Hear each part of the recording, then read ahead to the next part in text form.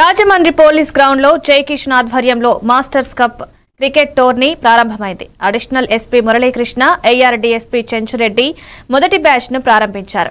మురళీకృష్ణ మాట్లాడుతూ క్రీడలు శారీరక మానసిక ఉల్లాసానికి దోహదం చేస్తాయని, స్నేహభావంతో పాల్గొనాలన్నారు. చెంచురెడ్డి క్రీడలను జీవిత భాగస్వామిగా మలుచుకోవాలని పిలుపునిచ్చారు. ఈ టోర్నీలో తూర్పు, పశ్చిమ గోదావరి, కాకినాడ జిల్లాల నుంచి జట్లు పాల్గొంటున్నాయి. తప్పకుండా మీ జీవితంలో ఒక భాగస్వామ్యం చేసుకొని టైమన్నా గతులు తప్పుతీయో ఏమో తెలియదు, కానీ మీరు మాత్రం ఆ షెడ్యూల్ని తప్పకుండా ఖచ్చితమైన ఒక ప్రణాళికతో నడుపుతున్న ఈ కమిటీకి నేను చాలా చాలా ధన్యవాదాలు తెలియజేస్తున్నాను. అలాగే ఆ కమిటీకి మీరు ఇంకా ఉత్సాహాన్ని ఇవ్వాలంటే fair play, honest game is not the criteria here. Winning and losing is not the criteria here. The way you play is the criteria here. The way you behave in the game, the way your attitude, and the way you, all these contributes the game.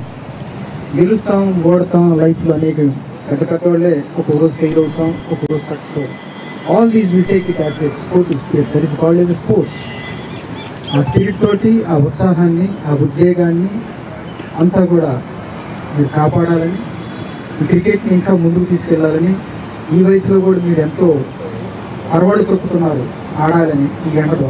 జీవితంలో middle ఏజ్కి వచ్చిన తర్వాత కూడా ఒక game స్పిరిట్తో అందరికీ fitness కానీ సమస్యలు ఎదుర్కొనేటువంటి మానసిక స్థైర్యం వచ్చిన తర్వాత కూడా ఈ టోర్నమెంట్ పెట్టాలనేటువంటి ఒక కాన్సెప్ట్ తీసుకున్నటువంటి సభ్యుల్ని, కిషాన్ గారిని, వారి కమిటీ సభ్యులందరూ కూడా మనస్ఫూర్తిగా అభినందిస్తూ ఉన్నాం.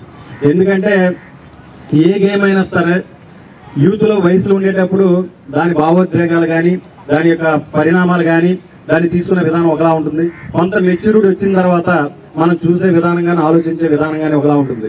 ఈ ఏజ్లో ఈ గేమ్ స్పిరిట్తో మనం మరింత ముందుకెళ్ళడానికి శారీరకమైనటువంటి శ్రమ, మానసికమైనటువంటి ఆనందం కలిగించే విధంగా, మనిషి ఎదుగుదలకు ఉపయోగపడే విధంగా ఈ క్రికెట్ని తీసుకోవడం మనందరం కూడా ఆనందించదగిన విషయంగా మేము భావిస్తూ ఉన్నాం. ఇంత చక్కగా ఆ కార్యక్రమం చేస్తున్నటువంటి కమిటీ సభ్యులను మరొకసారి మనస్ఫూర్తిగా అభినందిస్తూ సెలవు తీసుకుంటాం.